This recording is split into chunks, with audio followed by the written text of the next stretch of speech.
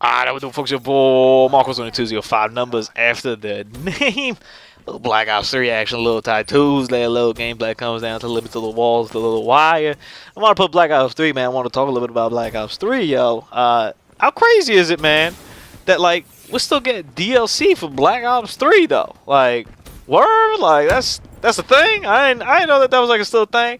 And DLC might be the wrong way of putting it, even though they have been like added guns and stuff since the game. I was gonna say since it ended, but it never really ended, right? It's just kind of, it's the life cycle of Call of Duty games and whatnot. But they have been putting stuff. They had like a double crypto key weekend. They had a weekend of like no dupes where you couldn't get any duplicates of like the stuff you had. And I was looking at that and I'm like, first off, I would have been like, well, that would have been cool, like when we were all kind of playing it. Secondly, when I did go back and play it for a little bit, there's still a ton of people playing it, so that's pretty cool. I was like, all right, y'all still at it.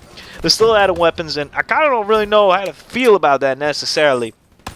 I've always held, in terms of all Call of Duty, one of the things that I never really liked too much was that once the game ended, like once people stopped playing the game, kind of, it was over. Officially it was over. There was no more added DLC. Occasionally there'd be a patch, but not like it's not anything. They were not changing anything, whatever. There was no extra maps or something like that. And I always thought to myself, I was like, well, why? I understand where you want to ship that development team onto the next game, which I think that's fair. At some point you have to cut it off. But I never understood arbitrarily why there's that 1 year mark of it. I get it from a business perspective where Activision wants you to go and focus on the next new bright thing, which I was actually hearing. I forget who I was here. It might have been Drift. I forget who I was watching, who brought up something interesting. Because I've kind of held that next year we're getting a remaster and a future one like this year. That's like what they're going to try to concede. But he was pointing out that maybe they won't want it because Modern Warfare Remastered is kind of overshadowing a bit Infinite Warfare. It's kind of, maybe not overshadowing, but it's diverted attention from one game to the other, and it split the player base. A lot of us have gone and played Modern Warfare Remastered and not touched Infinite Warfare, and a lot of people have gone Infinite Warfare and not touched Modern Warfare Remastered.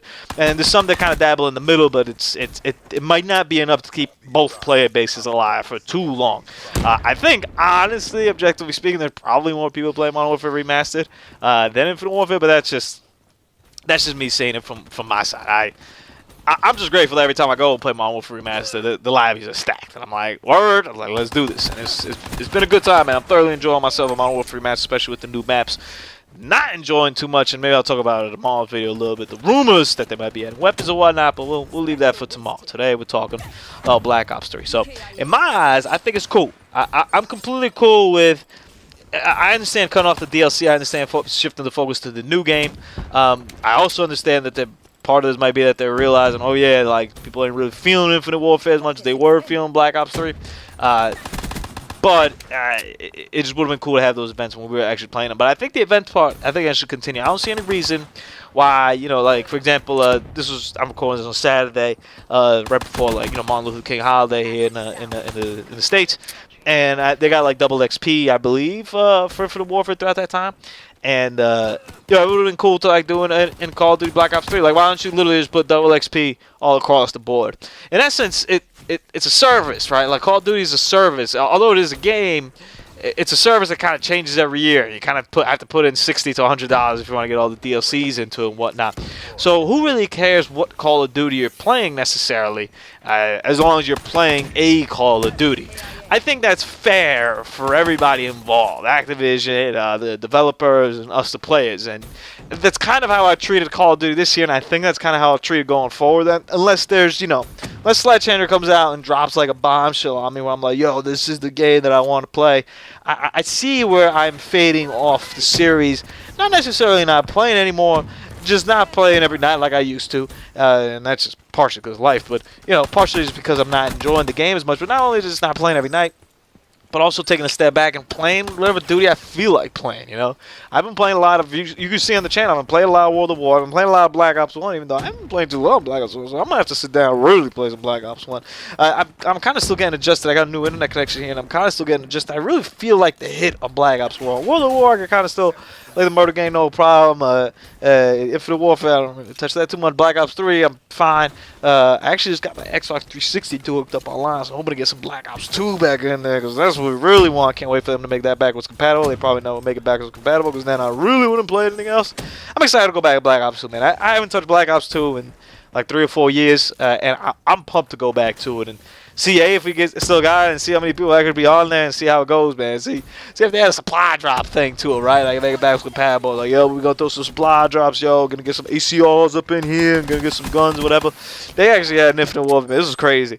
I follow, I still follow the information. I love Call of Duty, so I still follow and keep up with everything on the relevant news. But they apparently added like a whole suit of new weapons to the supply drops, which you could only get via supply drops, which was kind of, the anti of how initially it was all promised that you get it through salvage, even though salvage got proved to be a little bit ridiculous of the amount of time that you need to play to get it. But at least in theory, you get it as salvage if you play that way, along with the supply drops where you get them randomly. With these, you can only get through supply drops, because hey, why not?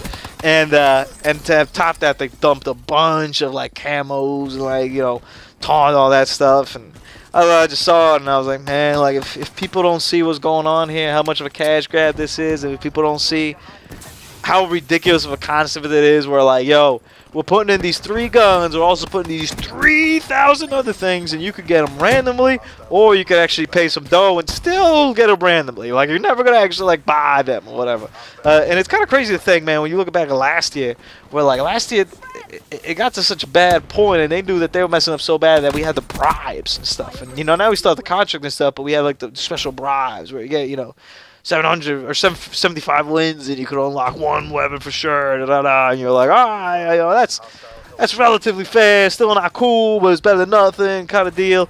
And now we're at the point where like that doesn't exist. There's this line. So like it's a little bit disrespectful to me. And I'm not gonna lie. If anyone goes and asks me what ended Call of Duty, or like why Call of Duty isn't the principal game of my life anymore, aside from the fact that I'm enjoying playing a variety of games, which I always have. I never stopped playing games because I was playing Call of Duty, but now I'm able to focus on it a little bit more. Aside from that, I'll give them the answers like supply drops, man. To me, supply drops killed my Call of Duty experience, man. The fact that it became, I don't want to say pay to win, because you don't. Even if you pay, you're not winning, and it's not. None of those weapons to me felt like they were game changers. Like I never felt like they didn't add like a golden gun from GoldenEye in there. You know what I'm saying? Like they didn't add like a Tempest, and they're like, oh, you can only get the Tempest as supply drops. They didn't add that. But nonetheless, they added other weapons that I would have loved to have. Would have loved to compete, like the FAMAS. I would have loved to have the FAMAS in Black Ops 3. It's absurd that I have to pay $60 for the game, and have to pay $40 or $50 for like the DLC and the season pass, whatever. That I can't use the FAMAS, like just because randomly I'll never get it. It's literally asinine for me to like hear that, at that point is kind of when I step out a little bit. And I haven't really found another shooter to even dive into too much. I've been recommending Battlefield 1 a lot. I haven't touched it yet. I don't even own it, so I gotta scoop it up. I think next time I see it for $20, $30, I'm gonna scoop it up. Though. $30, I think that's a fair price. I actually bought Star Wars Battlefront. It was $8 like before Black Friday, and I remember playing it before, and it was fine, but it's not really like I can't play that competitively, So it's interesting to see that. But I'm enjoying playing a lot of other games, man. That's why like it's not the worst thing on earth, and the backwards compatibility with the other duties really helped like mitigate the fact that like this current duty batch isn't really that great. I was a big fan of that because I could just go and play like World at War, There's still lobbies out there. That, God bless us. I think since it's been on the Xbox One, I've only run into 1 hacked lobby, which is pretty cool. All the lobbies are kind of cleaned up, at least for now. So I'm thoroughly enjoying that, and that's why you guys are seeing that footage on the channel. And then Modern Warfare Remastered is still the real deal. And we'll talk a little bit about it tomorrow, about the rumors and the leaks and all that. And we just hope that they're not true. But as I did a video a couple months ago, and I said, come on now. We all know at some point they put guns in it. And at that point, that might be the end of Modern Warfare Remastered for me as well. Like I might have to take a step back and be like, hey man, like it's just not for me. Like it's too much of a cash grab for me to like enjoy it. And it's not a level playing field. And the backbone and the core of online multiplayer in Call of Duty for me was always just a level playing field. We're all playing with the same weapons, we're all playing with the same mechanics. And I think part of the reason I really like Modern Warfare Remastered because that's the ultimate almost level playing field, right? Like, you get to pick some stuff, the guns or whatever, but like the perks are limited in what you do. Even though you still have some options with that. But the kill streaks are 357. It's the closest that we could get outside of like a games battles or outside of like a professional, league kind of play or whatever.